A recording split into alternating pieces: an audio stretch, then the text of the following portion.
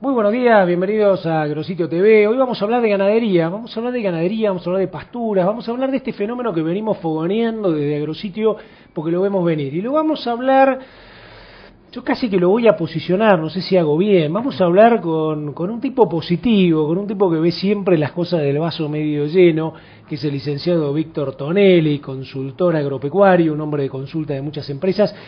Y además un hombre con el cual estuvimos muchas veces durante el año, pero en particular estuvimos en Expoagro. Y en Expoagro yo le preguntaba a principios de marzo del 2010, es decir, sin el diario del lunes, a Víctor Tonelli cómo veía la ganadería en un momento donde todavía las cosas no se mostraban, digamos, uno no veía la de espada y no más. Y Víctor Tonelli dijo, mirá, prepárate porque esto se viene con todo. Y algunos le creyeron, otros no. Víctor, bienvenido a Agrositio, como siempre, vamos a hacer un ping-pong por todos lados con vos, así que vamos a empezar por esto de, así como en el 2010 me dijiste esto viene y viene con mucha fuerza, ¿hoy cómo me lo definirías al 2011? Y yo diría, ya estamos en la recta es larga, y la curva, en el mejor de los casos, va a llegar a mediados, fines del 2013, por lo tanto, estamos en ruta, autopista y a la velocidad que cada uno le quiera poner. ¿Cuántos ganaderos que vos conociste en tu trayectoria profesional, que deben ser muchos, que abandonaron esto, abandonaron las pistas, están dispuestos a volver a ponerse el casco y salir a 300 kilómetros? Mira, los ganaderos ninguno abandonó. Algunos se reformaron, algunos se mudaron, digamos, de lugar, sí, para hacerle lugar a la agricultura, algunos se achicaron, pero el ganadero nunca abandonó. Puede haber algún caso, pero no de los que yo conozco. Y buena parte de esos ganaderos de la pradera pampeana hoy están desarrollando el NEA, el NOA y algunos otros lugares. ¿Quién abandonó? Probablemente el más chico, probablemente el que la sequía le pegó más de la cuenta, el desestímulo lo terminó de ablandar, pero te diría, el ganadero no abandonó. Puede haberse achicado, puede haberse cambiado de actividad, se puede haber mudado, pero no abandonó. Parte de esto fue también los cambios del modelo, ¿no? A lo mejor en los últimos 7 modelos del modelo ganadero, digo. En los últimos 7 años había, no sé, 150 feedlots, hoy dicen que hay alrededor de 2000 feedlots, más. 500 están o más, 500 están metidos en la cámara, una actividad bastante importante. El modelo que viene, o el que vos estás viendo, ¿no? Por supuesto que todo esto tiene variaciones, es un modelo con una cría más larga que va a la recría, que evita la invernada, que va directo al feedlot, que lleva animales más gordos. ¿Cómo es tu estructura? Yo te lo definiría de la siguiente manera. Hoy el tema del día se llama diferencia compra-venta. Por la escasez del ternero, por la fuerte demanda que hay tanto de los invernadores que han vuelto a la actividad gracias al bajo costo que genera transformar pasto en grano, en carne, y feedloteros que hoy están en manos de empresas que continúan en la cadena, que aunque pierdan algún centavo durante la etapa del feedlot, van a seguir y demandan fuertemente. Entonces, partiendo de una relación compra-venta que de neto a neto para el año 2011 no va a estar abajo del 30-35%, estás obligado a hacer más kilos. Tenés que diluir esta pérdida inicial de compra en más kilos. Por lo tanto, algo que ya veíamos venir en los últimos años, que era un proceso de recría que de a poco se iba armando, yo te diría, la recría ya se instaló. Por parte del criador, que en lugar de vender todos sus terneros, ahora le hace alguna recría y de alguna manera desestacionaliza la venta. Por parte de los invernadores, que han entendido de que si no hacen recrías no pueden repagar este costo importante de comprar. Y por parte de algunos feedloteros, incluso, que antes hacían un proceso de alta energía y muy rápido, que ahora hacen una especie de recría corral o sistemas de ganancia más baratos y un poco más lentas sobre base de fibro, que pasaron, digamos, a lo mejor de una circulación de capital o de hacienda de 3-4 meses a 5 o 6. Entonces la recría llegó. Entonces, ¿qué es lo que veo yo para adelante? Mirá, vamos a tener por lo menos 2 años más de escasez de terneros. O sea que esta relación compra-venta, que hoy parece exorbitante, si uno lo mira en términos históricos, te diría, por lo menos va a durar 2 años más. 2011 a lo mejor más dura, 2012 un poquitito menos dura, pero yo si tuviera que decirles, mire, ¿qué van a presupuestar al invernador de compra? Le diría, no se baje del 30%, neto contra neto, no precio bruto. Neto de venta ya descontado los gastos, neto de compra sumado los gastos. Y ahí va a andar la cosa. Y esto te obliga a un modelo distinto, que además es bueno. Es un modelo que, sin querer, forzado por las circunstancias, por el desastre si vos querés, la Argentina se va a encaminar a un proceso de cría, recría y terminación, que es el modelo casi te diría virtuoso, donde estamos aprovechando toda la energía brutal de los 16 meses de gestación y destete, digamos, no los perdemos en 3 meses con pocos kilos, sino que lo estiramos y de alguna manera amortizamos mucho más ese gasto brutal que es la cría.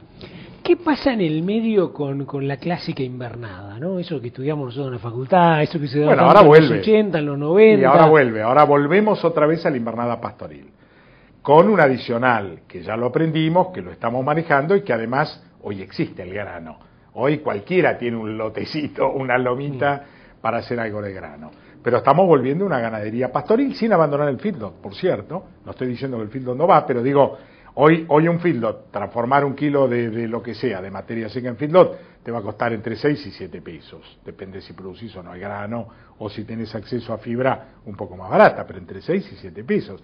Vos hoy, con una pastura, con una alfalfa, aunque le pongas el costo, si querés, del alquiler o lucro cesante de una pastura porque no haces agricultura, en el peor de los casos te va a salir entre 2 pesos y 3 pesos transformar pasto en carne. Si lo haces con silaje te va a salir entre 3 y 4 pesos.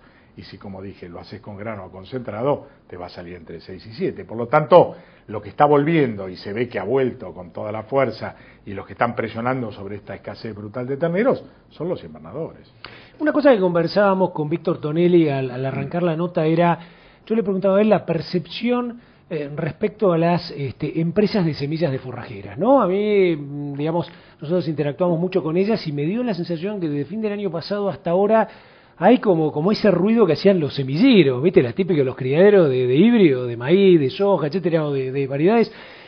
Y ahora un ruido bárbaro, vos incluso tenés una demanda espectacular de charlas acá, en el interior, etcétera. Si bien empezaste ahora, ¿cómo es ese termómetro de cantidad de productores, de preguntas? ¿Cómo estás viendo eso? Mirá, yo te lo voy a definir de una manera. Hacer una pastura ahora, probablemente, depende de la calidad y del modelo productivo que tengas, lo amortizás en cerca de un año, más o menos algún mes. Hace exactamente 1 año y medio atrás demorabas 3 años y medio. Con lo cual, yo digo, hoy, visto de otra manera, hacer 1 hectárea de alfalfa te costaba 60 kilos de novillito y te cuesta menos de 30. Lo que hagas, lo que mires. Entonces, lo que uno ve es que el productor hoy se está encontrando con dinero, mira para atrás y dice, hace 3 años que no hago una pastura, hace 4 años que no hago una pastura, tengo el campo de alguna manera que se me ha ido refinando, se me ha vuelto natural, es el momento de invertir. Algunos todavía tienen miedo, no sé a qué, ya a esta altura del partido no sé a qué, pero digo, puedo entenderlos. Y los que ya perdieron el miedo, que son bastantes, están decididos a invertir. ¿Y en qué vas a invertir primero que todo? En pastura, en pasto, en forraje, digamos. Lo que necesita la Argentina es recuperar el forraje perdido, de lo que sea. Pasto, silaje, grano, lo que se te ocurra. Y en la etapa que sigue, ¿qué va a ser? Infraestructura, que también hemos dejado de invertir en infraestructura, en alambres, en aguadas, en una cantidad enorme de cosas. Y sanidad, yo te diría que dentro de todo la sanidad es lo que menos se había perdido, porque siempre fue accesible en términos de costo relacionado al precio del producto, ¿no? Si uno analiza el tema pasturas, y acá tengo una doble pregunta. La pregunta es, ¿a dónde van a ir y en qué zonas? Y la segunda pregunta es, ¿vos ves que los que eran ganaderos mixtos, los que eran mixtos, ¿no? Tenían agricultura y ganadería, y le fueron dando esas famosas 10 millones de hectáreas que se perdieron, de alguna manera se pasaron a la parte agrícola, a esos los ves también diciendo, bueno, acá hice soja hace 7 años, vuelvo en este lotecito, en esta media loma? Depende del lote.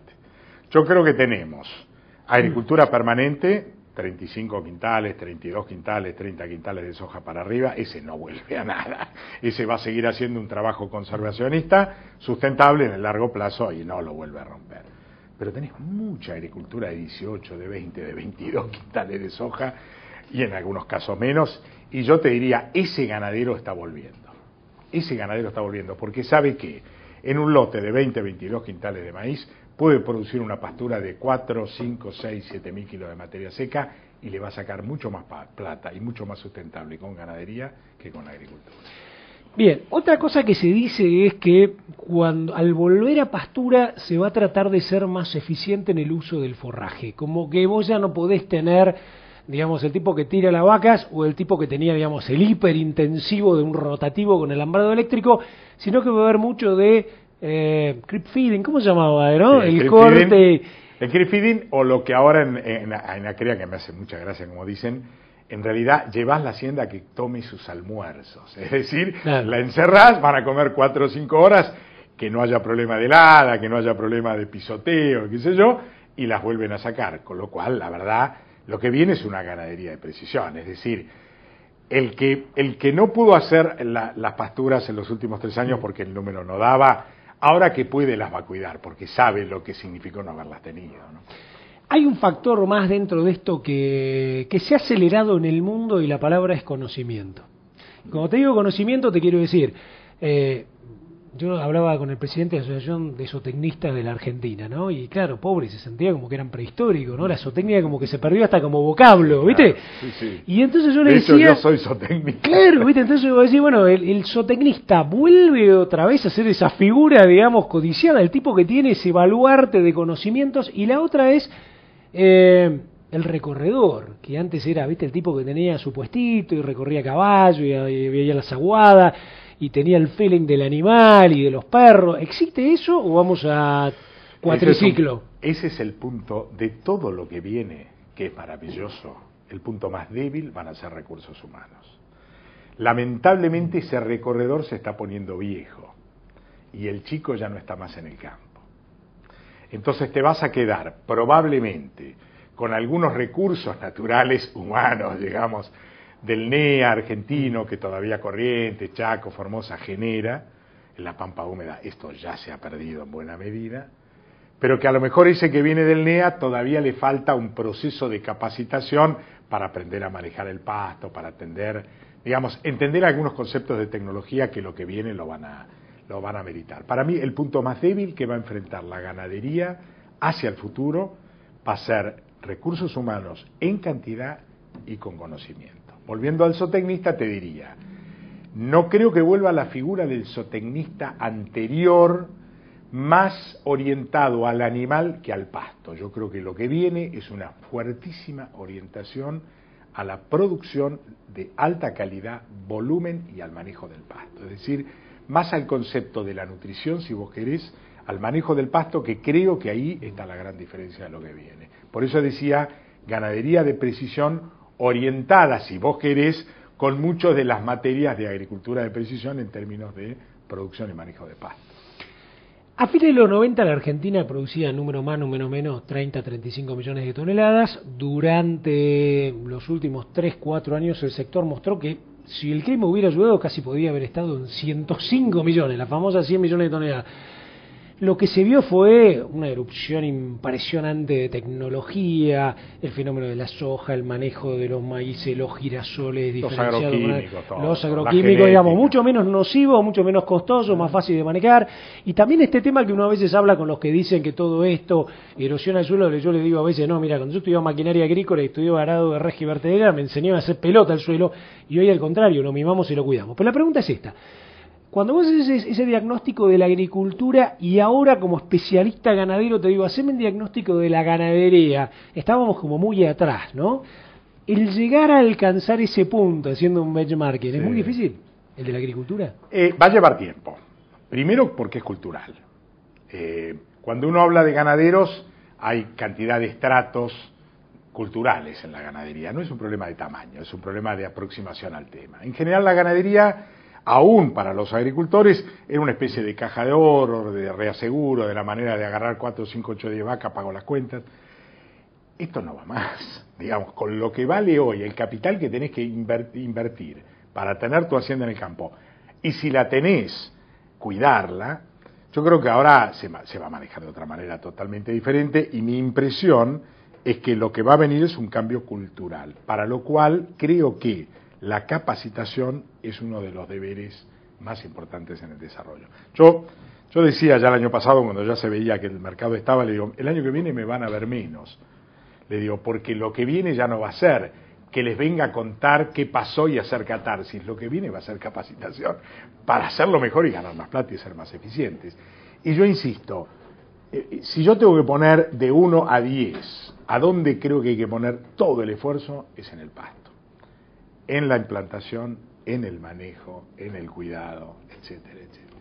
Yo creo que ahí todavía el camino por recorrer es enorme, pero no desde el punto de vista de la tecnología disponible. La tecnología está, tenemos que aprender a usarla. La opción, ¿no? Claro, exactamente. Tengo otra pregunta. El otro día el viernes, hicimos una reunión bastante piola con el presidente de Maizar. Y el presidente de Maizar, claro, viste, la cadena ve la integración del maíz, no lo ve exportando, ve, como dice un poco la presidenta, la integración de valor, seguro, etcétera. Y él hablaba una palabra muy linda que era como los mares de riqueza, ¿no? Y él decía, el maíz en realidad, en términos de ganadería, en términos de porcino, de avicultura, debería tener esa producción con una proximidad de a lo mejor 100 kilómetros y transformarlo, como decir, no nos quedemos más con el maíz. Por supuesto que está el bioetanol, un montón de cosas, pero en la ganadería vos ves una demanda creciente en terminación. Claramente. Yo creo que todavía estamos en pañales de lo que se viene, porque el maíz de alguna manera se adoptó en la ganadería muy rápidamente para el proceso de terminación. Pero todavía no se ha entendido la potencialidad brutal que tiene para el proceso de recría. Digo, si hoy vos tomás, digamos, una relación kilo ternero, kilo maíz, vas a estar de 14-1 para arriba. Es decir, yo agarro un ternero de 160 a 170 kilos, o menos si quiero levantar la reproducción de la vaca en situaciones más críticas, puedo arrancar con menos, y transformo cada kilo de ternero en función de maíz, y hoy probablemente no gaste más de 4 pesos por kilo, lo que vale 8, 9, 10 o 11 si lo vendo como invernada. Entonces, digo, me parece que la etapa nueva que viene del uso del maíz no va a ser tanto en la etapa de terminación, que me parece que ya ha alcanzado una cierta madurez, sino en las otras etapas, en las etapas de recría, lo que se llama, digamos, la suplementación o complementación del pasto luego del destete. Ahí hay todavía un campo fenomenal. Vamos a la parte comercial. El otro día hacíamos un remate online y en un momento cuando estábamos ahí trabajando veíamos que lo que no salía era la cría. ¿Viste? Había vaca preñada, había, ¿viste? ¿No? Y decíamos no salía y terminamos y digo, pero no entiendo nada, no me cerraba el ciclo. Y un experto que estaba ahí me dice, mira, esto es fácil, dice. Esta vaca valía $250, hoy vale $1.000. El traspaso a darte cuenta que no vas a volver a comprar a 250 todavía mucha gente le sigue afectando. Sí, claro, sin duda. Yo coincido. Yo creo que el impacto de lo que se llama, digamos así, el capital o el patrimonio puesto arriba de la tierra en vaca, a mí personalmente, que lo venía viendo, todavía me cuesta digerirlo. Cuando uno dice, a ver, ¿cuánto? $800, $900, es mucho dinero. También es cierto que estamos en una etapa en donde todavía el negocio de la cría no está. Es decir, cuando digo etapa me refiero al momento estacional. El negocio de la cría arranca después del tacto. Porque hay que tener en cuenta que si hoy estás comprando una vaca preñada, ¿qué servicio tuvo?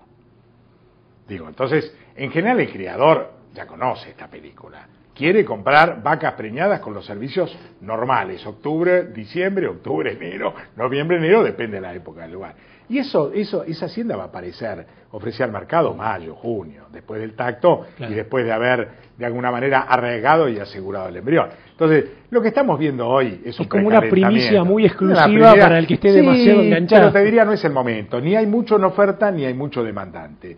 El año pasado pasó lo mismo, la cría se fue afirmando a partir de mayo, junio, y este año va a pasar lo mismo. La cría tiene igual que la invernada y que el gordo, digamos, 3 años de excelentes precios como mínimo. Vamos a charlar del ternero y te voy a hacer una anécdota. Yo tengo un amigo con el que normalmente veraneamos. Tratamos de no hablar mucho de agro, ¿viste? Porque la familia me dice, déjense jorobar, que yo todo.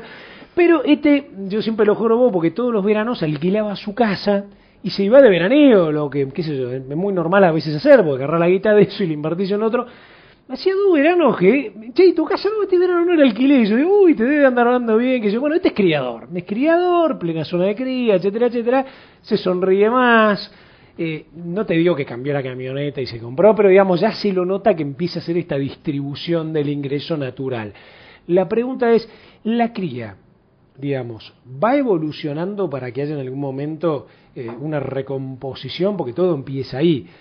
Hubo mejor clima, más pasto, la retención de muchos amigos como estos, digamos, que lo tuvieron. ¿Cómo evaluás vos eso? No, el proceso de retención es brutal. Pensá que terminamos el año pasado con casi el 40% de faena de hembras y seguramente cuando conozcamos los números de la vacunación, de la segunda vacunación del año pasado, vamos a ver la retención brutal y el incremento en el número de vaquillonas en el stock. algunos datos de fundaciones que ya vemos están mostrando este dato, ¿no? Sí, yo digo, hoy el criador es el mejor posicionado, se dio vuelta, digamos, era el peor, ¿no?, y pasó a ser el mejor, está vendiendo terneros a 10, 11, 12 pesos, prácticamente sus costos no se le han incrementado significativamente porque no tiene grandes usos de energía ni cosas raras, con lo cual la verdad que está cómodo, ¿no? Yo, respecto del criador, diría, este es el momento particularmente para el criador, para que piense cómo hacer una base forrajera importante para mejorar reproducción, peso de destete, etcétera, etcétera. E incluso para que dé el paso que tiene que dar, que es ponerse a recriar. Digamos, yo sigo pensando que el proceso de la gestación y el destete es tan importante que terminar vendiéndolo ahí es una pérdida de oportunidad brutal para los próximos 100 kilos que podrías hacerlo, te diría casi con el mismo campo. Pues en un momento cuando arrancamos la conversación dijiste, bueno, los ganaderos verdaderos, los de corazón, mutaron, cambiaron, se achicaron o se mudaron. Esta famosa mudanza de este fenómeno, no sé, de hace 5 años o más, que tiene que ver con haber sido pasando más al NOA y al NEA. ¿Cómo está? ¿Qué está pasando? ¿Se adaptó? Hubo una revolución forrajera también en el NOA y NEA. Y la que viene, porque esto recién arranca. No te olvides que cuando la revolución arrancó, que arrancó sobre la base de deforestación, en algunos casos ridícula, digamos, o fuera de contexto, digamos, se paró con la ley Bonazo, que no digo que esté mal, pero digo, lo paró, hasta que las provincias del norte regularon, digamos, la actividad del bosque. Hoy ya la mayoría, Santiago, Salta, San Luis, la regularon bien y volvió a funcionar todo, ¿no? Yo creo que todavía en el norte no hemos visto nada de lo que viene, que es justamente el avance de las megatérmicas, pero no ya de las viejas variedades de megatérmicas, sino de las nuevas variedades de megatérmicas que son espectaculares. Entonces, pero, lo que hemos visto es lo siguiente. Últimos 3 años, pérdida de vacas en la pradera pampeana de 67 a 61. Casi 6 puntos de pérdida de número de vacas de pradera pampeana, que yo te diría centralmente se fueron al NEA. Si bien el NOA crece mucho, todavía el impacto a nivel nacional no es alto. Y acá viene la llamada de atención, porque en pradera pampeana, salvo los años de seca, las marcaciones son del 65-67%, y en el NEA no pasamos del 50%, es decir, que este desplazamiento todavía es a costa de producción de terneros a nivel nacional. Entonces, esto es lo que te hace ver que el desplazamiento es bueno porque abrís nuevas zonas y liberás suelos para agricultura o algún otro destino, si se quiere, un poco más rentable o productivo, pero te está yendo a zonas que tenés que ir a colonizar.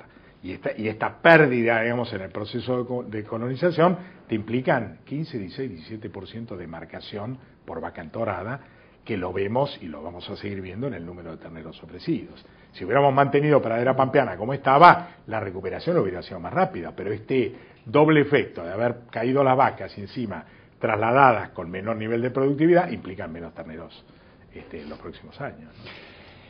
¿Vos ves en el mediano plazo o en el corto plazo procesos de integración en cadena? Como si te dijera un proyecto en el cual ya no estoy pensando en comprar un campo para hacer cría, estoy pensando en hacer el ciclo completo, además estoy pensando en juntar otros 3 o 4 ganaderos locales o nuevos y armar un pequeño frigorífico y digamos trozar con cortes para exportación. ¿Estás viendo algo de eso? ¿Ves gente interesada? ¿Te consultan a vos como especialista? No demasiado, y la verdad que si me consultan, mi experiencia es dura, yo diría. Integraciones hasta la etapa en que la especialización es totalmente diferente a mis conocimientos. O sea, integraciones en todo lo que es productivo. Esto me parece que se viene, está y creo que debería ser mejor. Y me parece que en este sentido hay mucho camino por recorrer. Ahora, pensar que una exitosa empresa productiva puede ser igualmente exitosa en un terreno donde la Argentina andás más en el barro que en el asfalto es tremendamente complicado. Yo todavía me acuerdo, te lo he dicho en off, ¿no? Cuando yo trabajaba en una empresa multinacional y te había visto a vos en los 80, fines de los 80, contar en la rural todo un proyecto que fue exitoso. Sí, fue exitoso. Lo que fue la María Lila, pero todo me acuerdo lo que vos decís del barro y todo eso. Qué complicado, ¿no? Muy complicado. Porque a veces nos tentamos a estos productos diferenciales, agregar valor, marcas. La verdad es que estamos en la Argentina. Lamentablemente, afortunadamente, me encanta ser argentino y vivir en la Argentina, pero trabajar en la Argentina, con las reglas de juego de la Argentina, para el que quiera hacer las cosas bien es muy complicado. Si vos estás en el negocio de la carne y pagás todos tus impuestos, no podés competir. Tan simple como esto. Porque el nivel de evasión en el mercado interno es de tal magnitud que te queda todo tipo de competitividad. Podrías apuntar a ser solo exportador y después te aparece un moreno. Es complicada la Argentina. Y con esto no estoy diciendo nada nuevo. Digo, me tocó afortunadamente hacer la misma experiencia en Uruguay. Y fue un éxito absoluto. Porque era Uruguay. Las reglas son distintas, sin Claro. duda. ¿Por qué todavía aparecen capitales, así como apareció con Quick Food, ¿no? Brasileros o extranjeros con ganas de venir y meterse? Por supuesto que especialistas industriales, ¿no? Pero que a lo mejor no tienen esa experiencia del barro o tienen que Yo creo que los que han venido y han hecho, a mi gusto, un camino inteligente, que es venir con su experiencia, traer el mundo, abrir la valija del mundo y salir con la valija de los productos argentinos desde acá, pero capturando lo que se llama el conocimiento local, el toque local, con ejecutivos nacionales, no les ha ido mal. Aquel que ha venido pensando que con la experiencia externa podía repicar en la Argentina, lo mismo, ha tenido que rearmarse. La Argentina es muy complicada. Por eso a veces a los argentinos que no terminamos de lucir acá, van afuera y no les va nada mal, digamos, porque la verdad que los muchachos conocen terrenos muy, muy complejos. Yo creo que vienen, entre otras cosas, porque hay muy pocos reductos en el mundo, con esta calidad de suelo, con este clima, con esta calidad de ganado e incluso con esta calidad de mano de obra, ya no solo de campo, sino industrial. Y además están entrando a valores que son ridículamente bajos, digamos, no por despreciar lo que pagan, porque toda moneda vale, pero la verdad es que para las magnitudes que manejan en el mundo, lo que han puesto en la Argentina es una moneda, ¿no? Tengo una pregunta que tiene 3 o 4 números. El primero es, algunos analistas en un momento cuando estudiaron dijeron la Argentina podría exportar 1,5 millones de toneladas. Creo que el récord fue en 750.000 toneladas 800, y este año creo que estamos, o el fin del 2010, en 300.000, un papelón. Y creo que Uruguay, que vos estuviste, no sé si están 600.000, 700.000. Sí, un poquito menos, 480. Pero y Paraguay este año nos pasa. Esos mercados donde nosotros exportamos, donde nosotros agrandamos y decimos carne argentina, el churrasco argentino, etcétera, ¿sigue esa mística o va a costar remontar? Y cuesta mucho, porque digamos, la mística sigue en el consumidor, pero no sigue en el trade. El trader ya entendió que no le sirve nada decir que va a vender carne argentina si no se la mandás y no cumplís, con lo cual te reemplaza. Y finalmente el consumidor come lo que está disponible. Si vos en la góndola, el importador no importó carne argentina porque no se la vendí, fue Uruguay se la vendieron o Paraguay se la vendieron, el consumidor va a comer carne uruguaya o paraguaya, no la argentina porque no va a estar disponible. Así que yo creo que esta pérdida, digamos así, de posicionamiento es brutal. Todavía, digamos así, en el imaginario colectivo del mundo, la carne argentina es una cosa, es una especialidad, pero cada vez hay menos. Por lo tanto, tarde o temprano, los nuevos jóvenes se acostumbrarán a comer otra carne y no llorarán por la nuestra, ¿no? Capítulo político. Esta sensación de que la carne aumenta en las góndolas y qué sé yo. Vos cuando lo mirás en el 2011, 2012 o en la curva del 2013, a lo mejor ya tengamos otro gobierno que lo vea mejor a todo esto o cambie este gobierno en su idea. Este gobierno no va a cambiar. No va a cambiar. Trataremos de que cambie el gobierno, pero este no va a cambiar. No va a cambiar, bien. No. Entonces ya esa esperanza la sacamos. No, yo no la tengo. No quiero ser... O sea que yo soy positivo, pero esa no la tengo. ¿Vos ves que todavía pueden quedar manias para tirar otra vez esos desincentivos de decir, bueno, otra vez, precio máximo, esto, lo otro, que precio máximo no vende nadie? Pero es un error tan brutal el que se ha cometido acá. Porque justamente el exportador es el que puede volcar más carne barata al mercado. Cuando captura buenos precios internacionales y cuanto más altos mejor, tiene más chances de compensar con ventas más baratas en el mercado interno.